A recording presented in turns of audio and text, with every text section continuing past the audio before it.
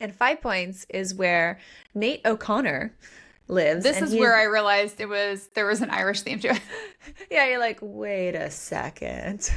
It So- took like a couple dings of that. This yeah, is the one. I was like, yeah, oh, yeah.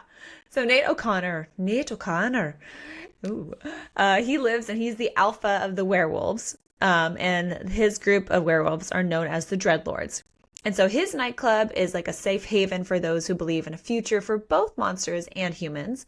And we're led to believe throughout the entire book that Nate and his pack are to be trusted and they're supposed to be good people. But, we're always going to be suspicious of everything. It's like, people can backstab. You never know.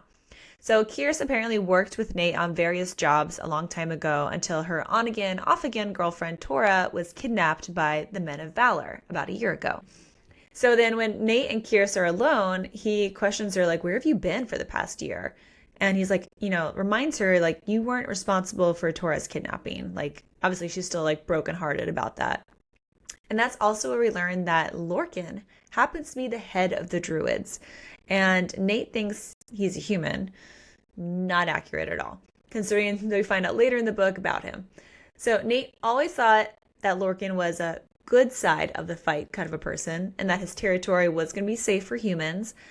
But that seriously makes us question if in the future Nate might side with Lorcan and the Druids like over Graves. Maybe. I don't know. But like it does seem that he already is kind of like Team Lorcan versus Team Graves.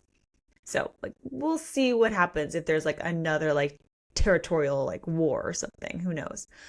So Nate's girlfriend, Mora, helps to patch up Kierse. And during this encounter, we learn that Nate and Mora have heard of Graves.